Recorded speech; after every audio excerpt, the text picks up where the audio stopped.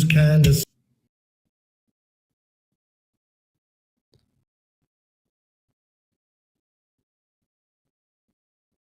snuffy.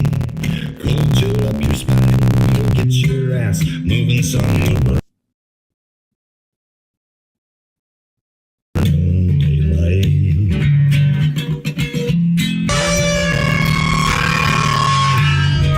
Howdy there, I'm Matt McKinley and we're burning daylight.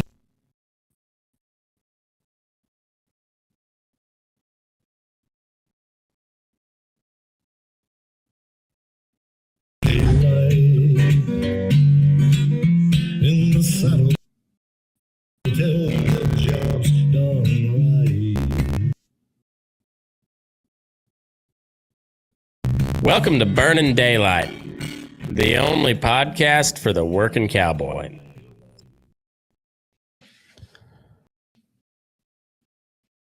Well, howdy there, daylight burners.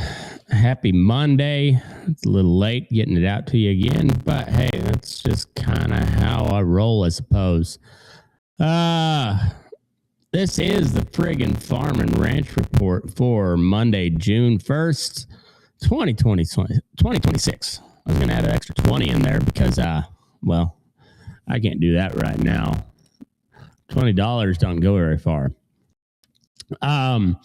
If you're listening on Spotify or Apple, right now I'm live on YouTube and TikTok.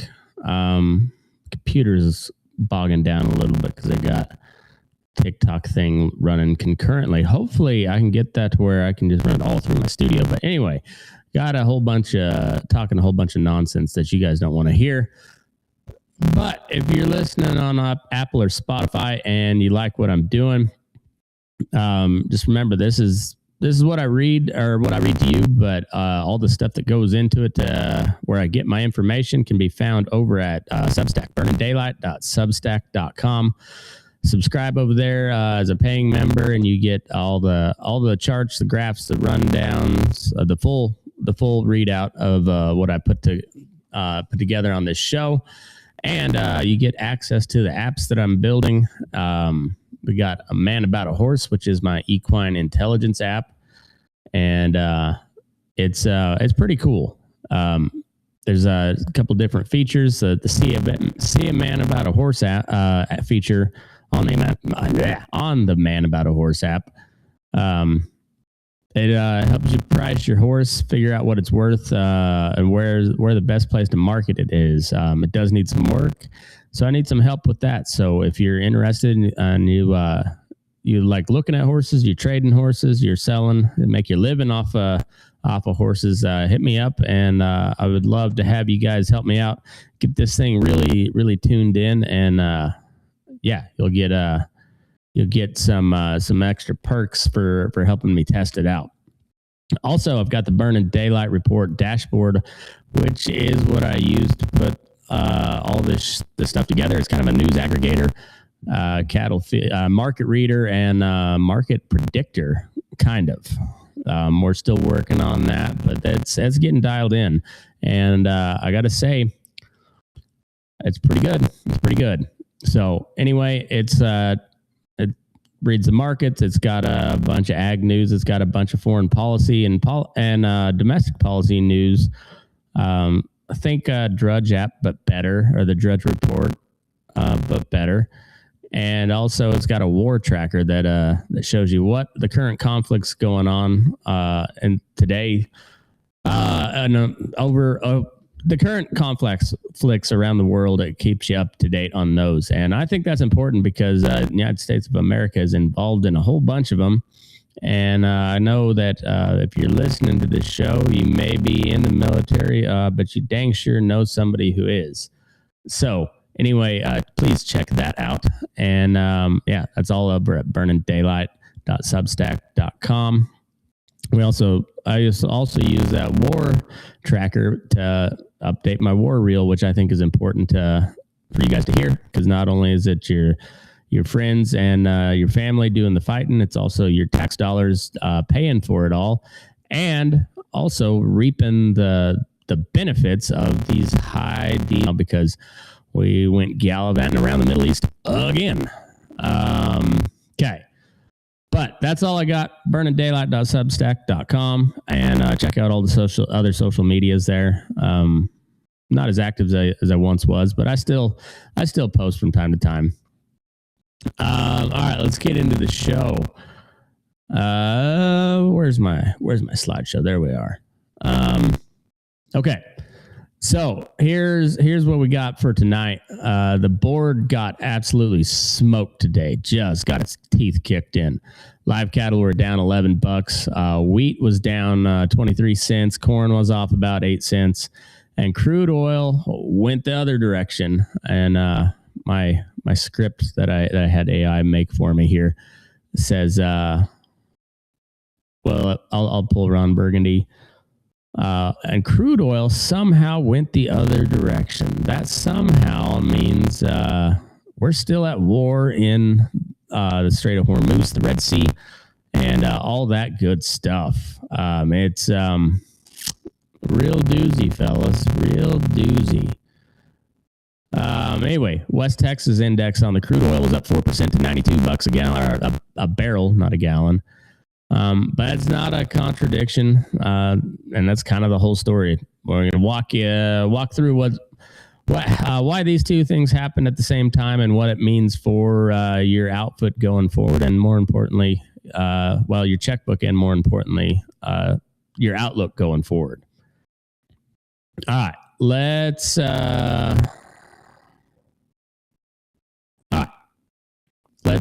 read it down here a little bit.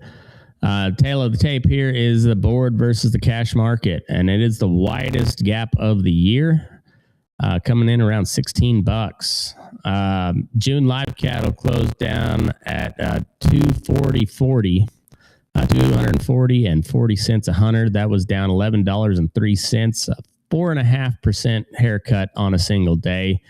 That's not just a wobble; that's a pretty big statement. Feeder cattle was down $3 at 351.18. That's off about a full percent. Corn 444.50 or 444.5. That's down 8 cents. Soybeans at 11.81 and a quarter, down 4 cents. Pretty well flat. And then here's the kicker: Kansas City hard red winter wheat 646.5. That was down 23.25 cents. We'll come back to that, but that's a big number. Lean hogs closed out at 99.73. That was up $2. I don't know if that number's accurate. I gotta do some checking on that. My lean hogs number is kind of wonky, a little squirrely for a hog. All right. So here's the thing, though. The board is at 240, and the June on the June live contract, and the 5 area cash trade last week, as reported, 256.81.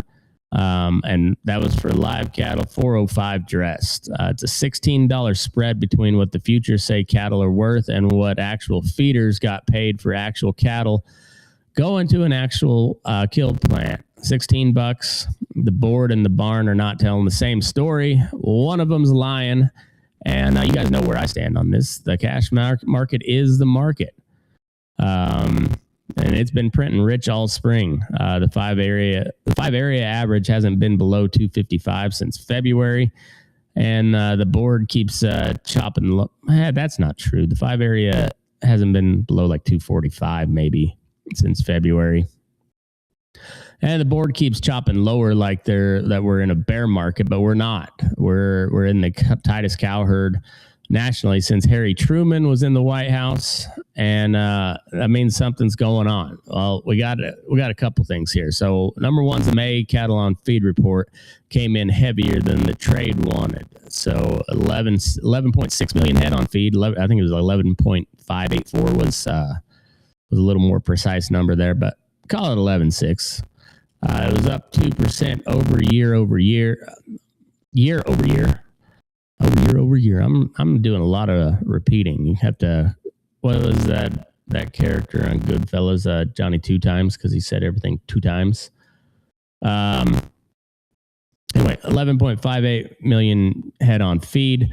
That was up 2% year over year, and placements were up 6% year over year. It was the first year over year increase in 18 months on cattle on feed. The paper traders saw that, and they sold. Two, the other one is crude oil spiked 4% today. And all the trade algorithms are seeing geopolitical risk repricing across the commodity complex and selling the stuff that looks extended, which is the cattle. But my read is the board is handing you a discount against the cash. How long that lasts depends on whether the feeders hold their ground this week or they blink. And based on what we're seeing in the sale barns, I don't think they're going to blink. And last week it did dip a little bit from record highs, but there was not very many cattle traded last week. The stinker of it is, though, we have about 2 million head of cattle that are overextended, I guess, is what you'd say.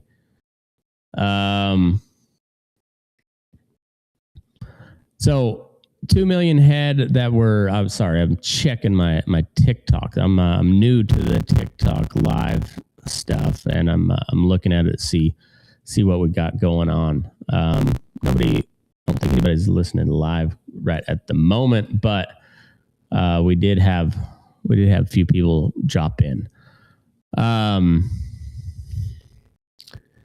Okay, so based on what we've been seeing in the sale barns, I don't think the cash cattle side is going to blink, and that 2 million head on feed have been on feed for over 180 days. That's the 2 million I'm talking about, which means we got a lot of cattle that need to go to harvest, and but we also got packers discounting the heavy carcasses a lot, and heavier than last year, and the feeders are saying no.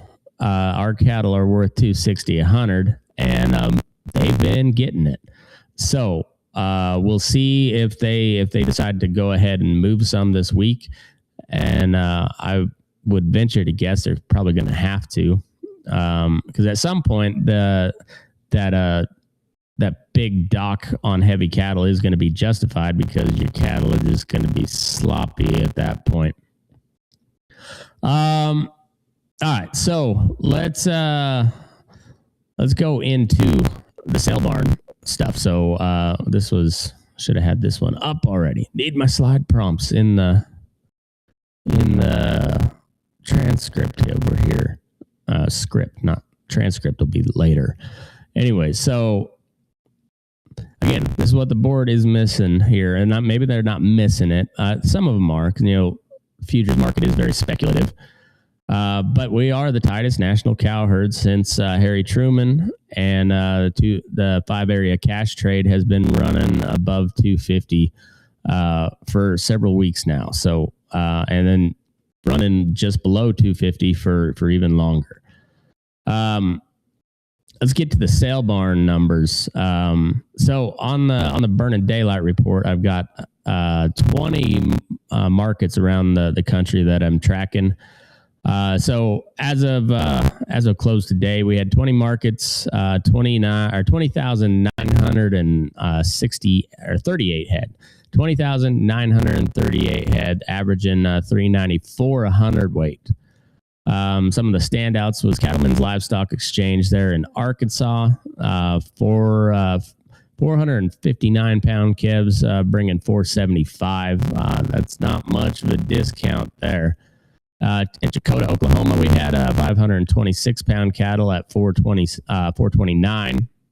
We talked about Bassett, Nebraska last week, and they really cleaned up. They had 3,476 head through the ring, bringing 646 pounds, or averaging 646, and bringing 464 average. They threw a small army of cattle through, and they still average 464. That's a lot. That's a lot of news coming out of Nebraska there. Over in Crawford, Nebraska, we had 4,498 head, 854 pounds, averaging 370. So this is where you kind of feel the board drag on the heavy feeders. 8 weights are off their highs, and the 4 weights are not. The 4 weights are just cruising right along. So bottom line on the sale barn is the calves are still printing rich, light calves. The heavy feeders are starting to feel what the board is feeling, and the gap between 400 pounders and 800 or 900 pounders probably haven't been wider ever on a dollar per head basis. So if you got you got calves and grass this summer, you're sitting in a pretty good spot. But if you bought 9 weights 6 weeks ago, expecting the board to follow the cash higher, this week's a little uncomfortable. We'll see how it plays out, but it's been kind of a steady trend. Is the over 7 weights have been getting docked pretty good at the sale barns, while the 4 and 5 weights are just people can't buy them fast enough. All right, let's talk about the grain side of things. It's not what I'm looking at. All right, here we go. No, that's inputs. Where the hell is my grain? You're getting a preview of what we're going to talk about. All right, well, we'll go there we go. There it is. Found it. Quit looking, guys. The board finally gave some back on the wheat. Kansas City hard red winter wheat is down 23 1/4 cents today. Chicago soft red off similar money. After a run that took the Kansas City wheat from low 5s to the high 6s on the back of the WASD report and the shock that had, plus the Black Sea risk, the board is kind of digesting. The context you need, though, the May WASD put U.S. all wheat production at 1.56 billion bushels. That was down 424 million from last year, and below the lowest trade estimate that any analyst had on the board going in. So it's not a small miss. They really missed that one. So that's a USDA print that surprised everybody who was paying attention and everybody who wasn't. Kansas winter wheat condition as of this week has 15% good to excellent. That's 1.5. In a normal year, you'd want to be in the 50s. In a drought year, you're thanking the Lord for 30% numbers. 15% disaster number. That's if this was African country, that'd be like famine levels. The crop is basically all headed out now, and what's out there is in poor to very poor condition for the most part. So why is the board selling off? Because traders got long on the WASD report, and now they're taking some profit. It's not a fundamental change. The crop is still short, extremely short, and the Black Sea premium is still very much there. And there's the war risk on Hormuz, and now Iran is threatening Bab al-Mandab, which is the outlet or the inlet that goes into the Suez Canal through Djibouti and Eritrea, I think maybe. Maybe it's Yemen. Probably Yemen. So, anyways, today is noise on top of a signal that hasn't really changed much. The futures guys are taking a little bit of profit here, but I would imagine that wheat's going to stay kind of high, especially when you're looking at a 15% good to excellent rating across Kansas, which is the biggest wheat producing state in the country. For the rancher trying to buy hay or feed wheat, the dip today might be the best price you see in a bit. For the row crop guys, 15% good to excellent in Kansas means a lot of that failed wheat country becomes summer grazing and emergency hay acres. So there's a supply story with a little bit of a silver lining if you're in the right place. But if you're a wheat guy, it's if you're a wheat farmer, little tough, but nothing you ain't used to, right? Corn is at $4.44. That was down 8 cents. Soybeans about $11.81. Nothing dramatic. They're just kind of floating sideways in that same range that we've been in all spring. The WASD has corn production at 15.9 billion acres, with ending stocks near 2 billion. It's a big crop on paper. The market agrees with it, so I wouldn't expect too much of a corn rally unless the June weather gets real ugly real fast. If we're talking drought and hail, depending on which part of the country you're in, and maybe both at the same time. So that's how the corn or the grain market went. Corn's still, it's not cheap, but it's not. It's relatively cheap. Wheat took a little bit of a haircut, but I don't see that dipping a whole lot. All right, let's talk about the inputs here. That's where we got out of order. All right. So on the crude oil side, West Texas index was up 4% today. Closed out at 93 something a barrel. 92.33 a barrel. That was up 4%. That's not a routine move. That's the market repricing something that happened today. And what happened was Iran suspended ceasefire talks again after another round of U.S. strikes and also Israeli strikes in Lebanon. That's a story that doesn't get reported a whole lot. There's a lot of talk about Israel, and rightfully so. But what about Israel? It's not just that they're striking Iran, but they're also fighting Hezbollah in southern Lebanon, and they've been intensifying their strikes there as well as their ground operation. And Iran has made that very clear that that's any ceasefire that they enter into has to include Lebanon as well. And Israel is not really helping us out much there. They're in no hurry to slow down, and they're frankly fine just throwing a wrench in these ceasefire talks. The White House said, and I'm not making this up, that there would be no final deal. It was the same administration last week that told CNBC that negotiations were, quote, very boring. And we went from boring to bombing in about 72 hours. And now Iran is not just threatening to close the Strait of Hormuz again. They're renewing threats close to Bab al-Mandab, which is in the south. It's a strait between Yemen and Djibouti. It's the southern entrance to the Red Sea. You close that, and you've essentially shut off the Suez Canal from the east. But you close that and Hormuz at the same time, and you've got 2 out of the 5 main oil export routes on the planet shut down simultaneously. And that's why crude oil is up 4% on a Monday in June. So how does this land on everybody here? Well, diesel's already sitting at $5.52 a gallon. So we got a little bit of relief on the national average. Last week, it was sitting about $5.60. I would imagine that's probably going to shoot back up.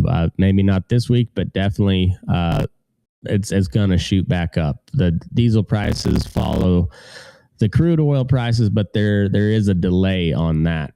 For the context, diesel's up 46% since February, and that 555 to 560 has kind of been a real sticky floor over the past month or so.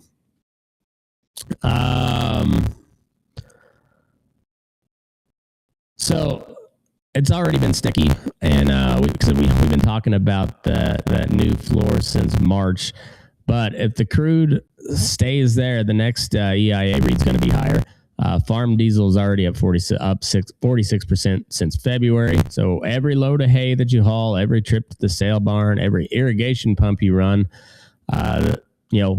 if you're farming and ranching, that's very real cost to you. But as a general consumer, which I am at the moment, everything that gets shipped to you, which is everything, unless it's grown right in your backyard or produced right in your backyard, that gets put on a ship or a truck or a train, and that still uses diesel, and a lot of it. So shipping on everything just went up. On the fertilizer side, DAP's around 860, urea's around 865, anhydrous ammonia was at 1118. All of them are higher than a year ago and considerably higher than a year ago. And all of them are tied to that same global gas and shipping market that is getting squeezed right now. The FTC has a formal investigation with subpoena and Coke on their fertilizer pricing.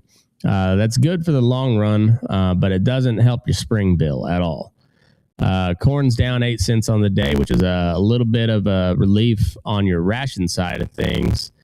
Soybean meal is off a little bit too, so little bit of comfort on the feed side, but not a whole lot when your diesel's running at 550. But it's better than nothing. So we'll get into that war reel here in a minute. But talk about some of the threads that we've been covering here lately, and just some updates. Not a ton going on, but on the Big Four Packer antitrust probe, we covered it last week again. But Tyson Foods settled a civil antitrust class action lawsuit in Minnesota for $47 million, which sounds like a lot of money, and it is. But when you're Tyson Foods, it's a drop in the bucket. That's a multi-billion-dollar operation, global operation. So this lawsuit covers commercial and institutional beef buyers, not the ranchers directly. But what it means is Tyson just wrote a check that says we'd rather pay this than have a jury hear the full case. So it's a signal about where their mind is, and it's not, but definitely not a resolution on anything, especially if you're a cattle operator. So at the same time we got that going on, the FTC stood up in Texas and announced a formal fertilizer pricing investigation with subpoena power against the major manufacturers. It's a separate case, but it is the same pattern. This is what I was talking about, I believe it's Thursday or Friday, was saying Trump is at some points here on the domestic side, at least, trying to play his best Teddy Roosevelt impression and going after the corruption. But at the same time, he's went full George W. Bush and Dick Cheney, and Barack Obama and Joe Biden and Bill Clinton to some extent, pretty good extent. And then George H.W. before and Reagan before him, and going gallivanting off in the Middle East, trying to slay the big Islamic dragon. But all of these signals say that maybe, nothing has actually happened yet outside of this class action settlement with Tyson. But as far as like a federal investigation, they're open, they're ongoing, but there's nothing really been happening on that end.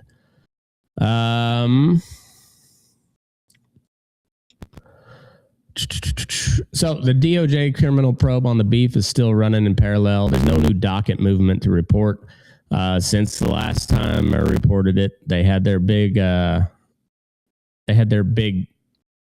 press conference, and they said a lot of nice stuff, but still nothing new to report on there.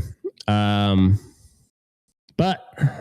the architecture is now we got DOJ criminal investigation on beef, FTC civil investigation on fertilizer, and a settlement out of Minnesota on a civil suit, all in hand.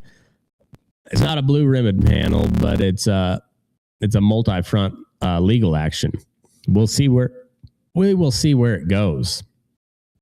All right, Senate Bill 424. It's the Cattle Price Discovery and Transparency Act is in committee in the Senate. That's the bill that would force the more negotiated cash trade and shine more light on how the board gets manipulated against cash. So if you pair that with today's $16 cash to board futures board gap, and you've got a real-time exhibit for why that bill matters. The next angle the system wants me, I'm pulling Ron Burgundy there. The next angle I'm supposed to cover on this thread is what this actually means for the cow-calf outfit versus a feed yard versus a packer. So we'll get into that soon. But for tonight, I just know that the pressure is mounting from multiple directions at once, and Tyson did blink. It wasn't a big blink, but it was a blink. On the farm bill side, the House passed the Farm Food and National Security Act of 2026. That's House Resolution 7567. Back on April 30th, it's now in the Senate, and the Senate Ag Committee was targeting late May to early June for markup. So this week, maybe next week, maybe never, maybe go fuck yourself. That's what they're saying to you. With Thomas Massey getting booted out of Congress, the Prime Act will be probably on the chopping block. Don't be surprised if you get some more shielding from these pesticide and herbicide companies from that shield them from legal action, put back into it, because it's still got to go back to the House after the Senate marks it up. It has to go back to the House to be voted on, and then I think it can go to the president if it's passed there. The American Beef Labeling Act, that's Senate Bill 785, has a cloture motion filed. And a cloture motion means somebody thinks they have 60 votes to force a floor vote on restoring the country of origin labeling. That's the MCOOL bill that ranchers have been trying to get back since 2015. If that holds, it's the biggest cattle labeling development in a decade. The base acre review window opened on today, June 1st. So you have until August 31st to review and consider base acre increases for your ARC and PLC. So the window's open. Don't sleep on that. This MCOOL Act, I'll be surprised if it gets passed, but it could. I think there's probably plenty of Democrats that'll get on board because it'll piss off some of the Republicans. I was originally against MCOOL because I'm a free trade, a free markets type of guy, and I've switched my tune on that. Especially the more I learned about how the packers manipulate that whole system, and they essentially get a box of imported lean trimmings, cut it open, peel the label off, rewrap it with the label that says product of the USA, and then it gets sold as U.S. raised beef. It's a really a horseshit rinky-dink operation that they do, and the packers will complain about costs, and they always will, and they'll eventually either gouge the ranchers or pass it on to the consumer, or both. But I'm of the mind now that we do have to have some sort of that they've been using that loophole for years now to get around imported beef being labeled as U.S. product of the U.S. We already talked about the sale barn stuff.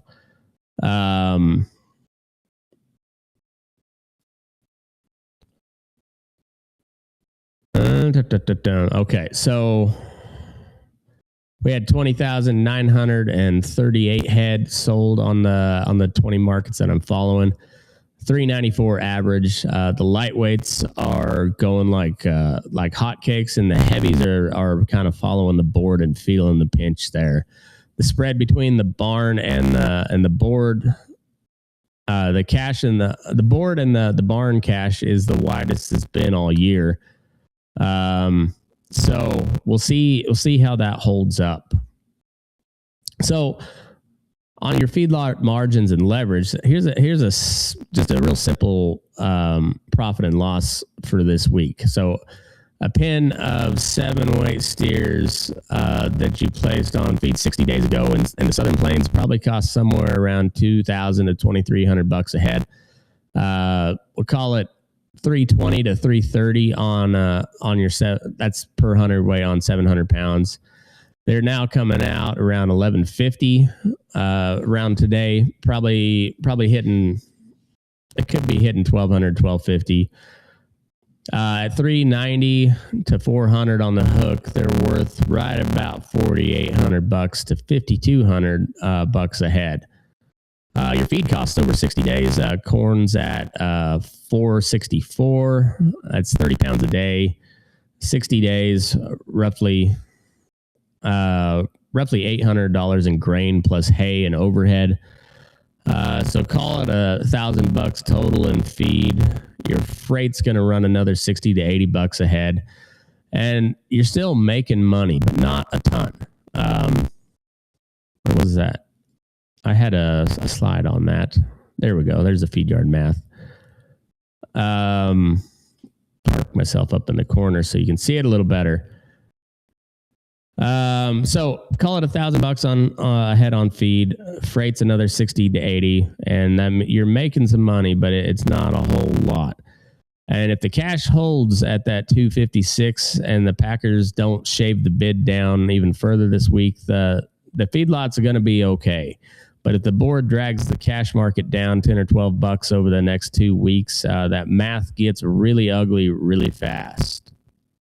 So the leverage question is this week is, do the yards have enough room to say no to lower bids? With 11.6 million head on feed and placements running pretty hot, Packers have a little more ammo than they did in April, but cash has been holding for months, and the barns are still pointing towards the rich side.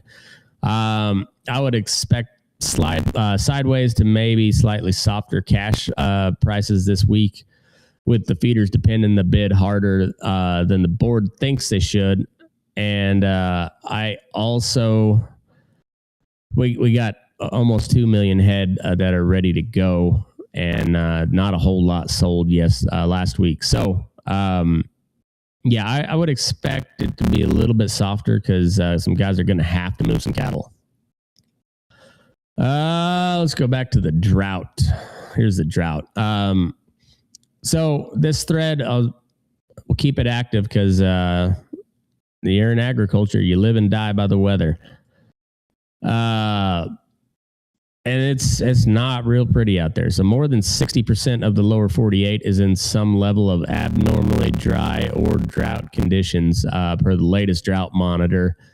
The Southeast, which is Alabama, Florida, Georgia, Mississippi, is running about 60 to 66% in D2 to D4 range. The high plains and parts of the northern Rockies are stressed. The western Corn Belt has new pockets of D0 and D1 starting to creep in after a little bit of a dry stretch in May. And NOAA's, the NOAA, that's National Oceanic and Atmospheric Administration. I believe that's right. National Oceanic and Atmospheric Administration. Their seasonal outlook for the summer, drought is expected to persist or redevelop in the Northwest across the northern plains and into the upper Midwest. Some relief is expected in the southern plains and the Four Corners area, but it's not real good news if you're in Montana, Idaho, or the Dakotas, or the Nebraska Panhandle and Sand Hills, which are burnt all to hell. So there are guys. You got guys already liquidating herds there, and then supposed to be pretty drouthy again. So, eek.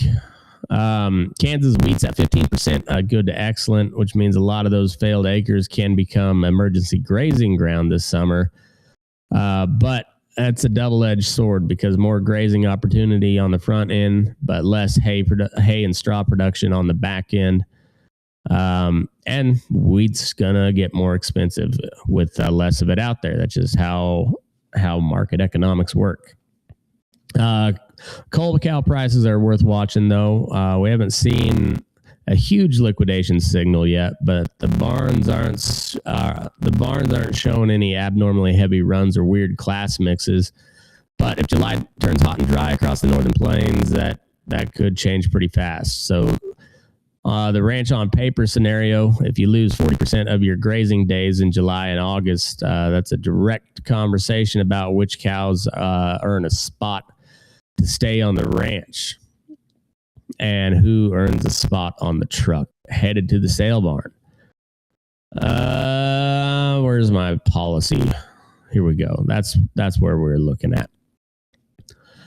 Ag policy and range rules. So we got a couple different items tonight. We got an Oregon ballot initiative. Oregon is just as retarded as California. I've never been there. I've got some good friends in Oregon, but they will also agree that Oregon's retarded. Proposed ballot measure would amend animal cruelty laws to ban dehorning, tail docking, artificial insemination, hunting, and fishing in Oregon. So if that qualifies and passes, which, I mean, it may, I don't know. You would think it wouldn't, but also Oregon's retarded. Remember, Portland is in Oregon, the capital of Oregon. So if that qualifies and passes, it effectively ends conventional cattle and sheep production in the state of Oregon. That's not theoretical. California's Prop 12 went to the Supreme Court and it won. Oregon is that new front. So if you're in the state of Oregon and you like ranching and think it should continue, go ahead and vote against that. Please do. On the screwworm update, we now got a screwworm within 30 miles of the U.S. border. I think it's 31 to be exact. Reuters confirmed this on the 29th of May. Was that Friday? Yeah. Mexico has activated emergency measures and the southern border here, and there's still no plan to reopen it. USDA has explicitly said they're watching it day by day.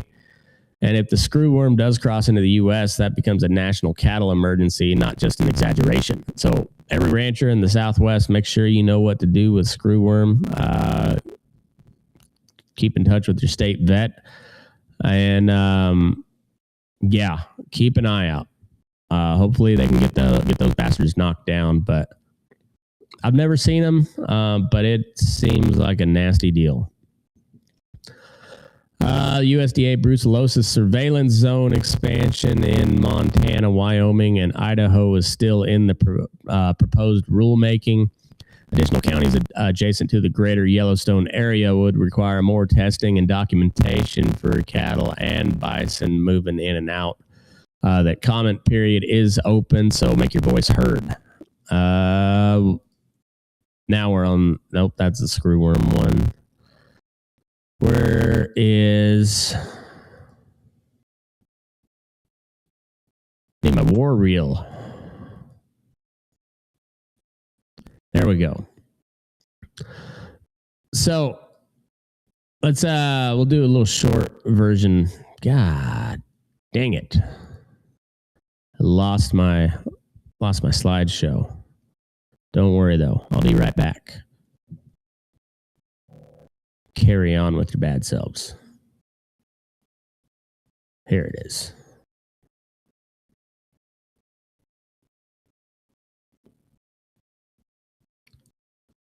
Okay. Continue on as that loads. So they ran ceasefire from Friday is dead as of this afternoon. The White House said no final deal is coming after another round of U.S. strikes on Iran. So we went from a very boring negotiation, a direct quote from the president to CNBC, to active strikes and a collapsed ceasefire in about 72 hours total. Again, I don't see this thing ending with any sort of happy resolution. And if we continue to just go along with whatever Israel does in Lebanon and keep pushing this war forward in Iran, that means a lot more at stake for your U.S. cattle producer. Well, and just fuel prices in general. It makes a makes it a real big thing. And the administration will talk about all these ships that are coming to buy U.S. oil, and that's all well and good, but that just drives the prices up here too. So we're energy independent, and we're the biggest oil exporter on earth, but now we're about to become even bigger oil exporters, and you have that whole Middle East region shut down. And so there's going to be some people that make a lot of money. There already have been people that made a lot of money on this deal, but those aren't the normal people. Your average everyday American is going to feel it even tighter as that fuel still ratchets up even more. Because if they don't come to some sort of situation, don't expect that fuel bill to come down anytime soon. That Iran is like, we've hit them hard, no doubt about it. We killed their supreme leader, and we got a total blockade going. But they're still there. They're still hanging in there, doing their thing. Still don't have my slideshow up. I don't know what happened to it. But I am going to close out this TikTok one. It's slowing my computer down.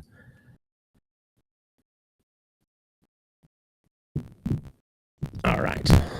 That'll help some. Let's see if I can finally get this damn thing uploaded so you can see where we're at. Okay, so now, but Iran's not just threatening Hormuz again. So just consider that closed again. But they're also renewing explicit threats to close Bab al-Mandab as well. So, like I said, it's the strait between Yemen and Djibouti, and that's at the bottom of the Red Sea. It's how the tankers get into the Suez Canal. So if you close that and Hormuz at the same time, you've got a pretty big deal going.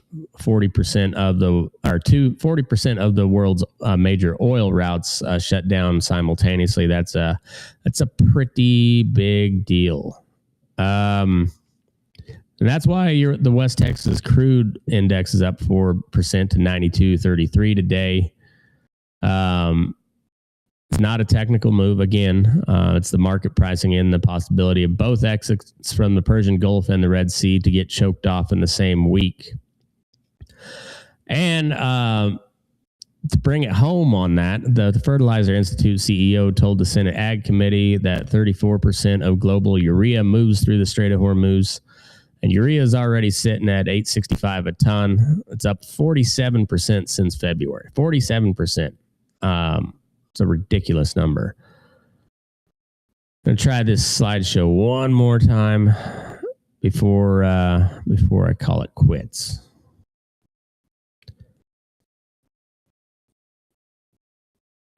And it's loading. Diesel nationally is at $5.52. Farm diesel's up 46% since the end of February. So it's not just a blip. It's been a new floor for a couple of months now. And if the West Texas index holds above 90 or pushes towards the 95 mark before Thursday's EIA weekly report, the next diesel number is going to be up and not down. So I'll say it like I said it again on May 26th, and I'll keep saying it until something else happens. The people absorbing the cost of this conflict in the diesel and the fertilizer bills are ranchers, farmers, and anyone who moves cattle or grain for a living. The people who appear to be profiting from the timing of all these announcements around the conflict are now under investigation by the CFTC and the DOJ. So that's where we're at. It's not doomsday talk. It's just the math. So watch the West Texas index this week. If it holds, or just continues to climb upward, your input costs are going to move. And if a ceasefire gets announced, and it might, we've already had a couple of them. Who knows? And then that crude sell-off will happen, and you'll get a little bit of a window of relief. But based on how the last two ceasefires went, I wouldn't bet much of anything on it holding. So we'll see how that goes. That's all that's new on the war reel for today. So real quick policy deal. They don't need a ton of time, but probably ought to be on your radar. State of Iowa killed the ethanol excise tax for ag equipment. Governor Reynolds signed Senate File 2493. So if you're running flex fuel equipment in Iowa on E85 or above, the fuel bill got a little bit of a haircut. It's a small win, but it is real money to people out there using that stuff. The USDA base acre review window opened up this morning on June 1st. You've got till August 31st to review and consider your base acre increases for ARC and PLC. Windows open now, but don't wait until the end of August. Call your FSA office and while it's fresh on your mind and have a little chat. The livestock risk protection updates now let producers lock in futures prices up to a year out. And with the board sitting at 240 and cash printing 256, LRP is worth a serious look for anyone carrying feeders into the fall. Talk to your risk management guy before you do anything and before the board decides to catch up with the cash in the wrong direction. Senate Bill 785, that's the American Beef Labeling Act, has a cloture motion filed in the Senate. And I also wouldn't be surprised if this is just hijinks from your normal cast of characters throwing it out there for a cloture vote, knowing that they don't have the 60 and just hoping that it'll get shut down. But I'm going to be optimistic and say they maybe have 60 votes to actually get it passed. But that would restore the country of origin labeling, which hasn't been in effect since 2015. So if you care about that, now is the time to call your senator. Not next week. Do it now because they're getting ready to vote on it. Farm bill, we'll update you if there's any markup going on this week. But as of right now, not a damn thing. Yeah. And they don't seem to be in too big of a hurry to do much with it either. So we'll get a kind of a quick gut check on where producer psychology sits right now, because it matters for the decisions that everybody's making. So Purdue and Chicago Mercantile Exchange CME Ag Economy Barometer is at 121 for April. That was down from 127 in March. It's the lowest it's been since October of 2024.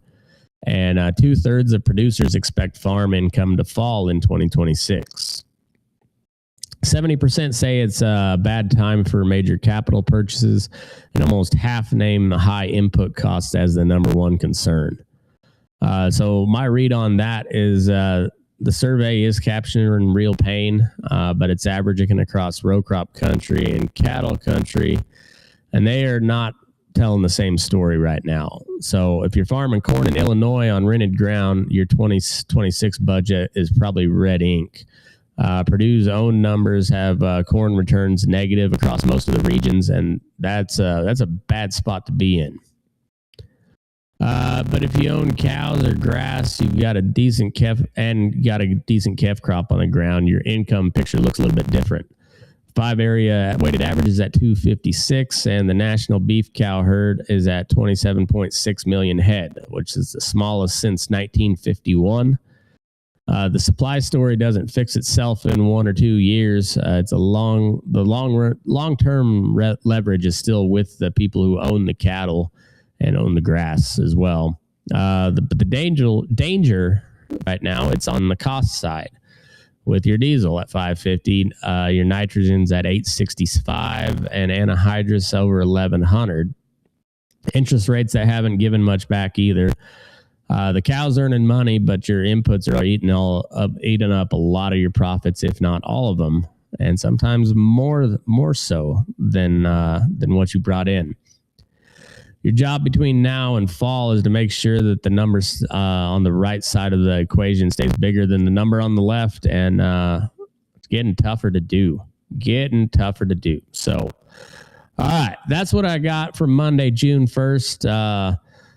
Do a quick little recap here. So the board's at 240, cash at 256. It's a $16 gap, and it's the widest it's been all year. The board is not the market right now. The barns are, and the weighted cash, the 5 area weighted average cash trade is the market. The cash market is the market.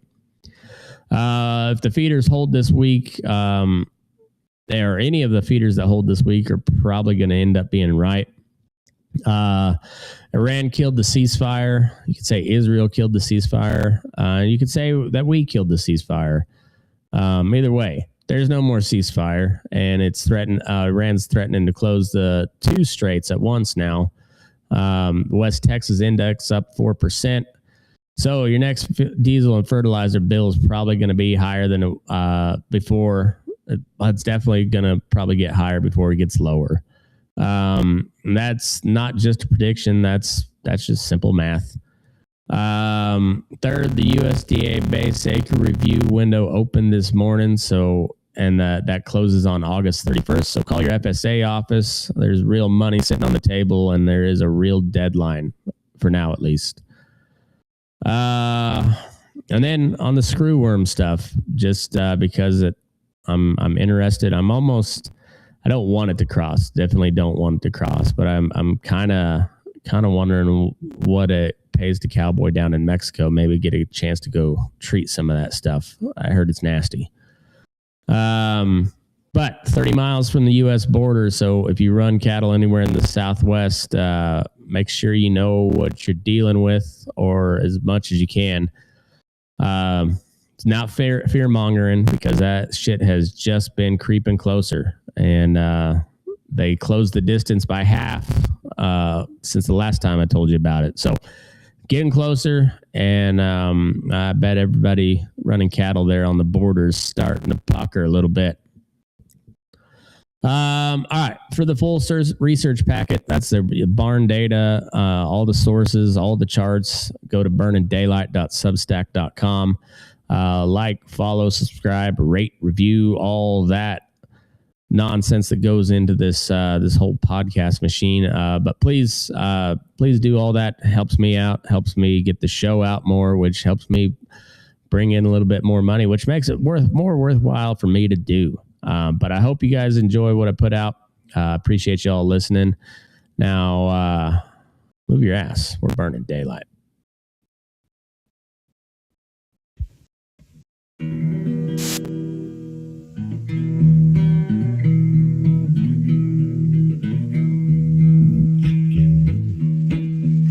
Your eyes up in the morning, beneath the stars so bright.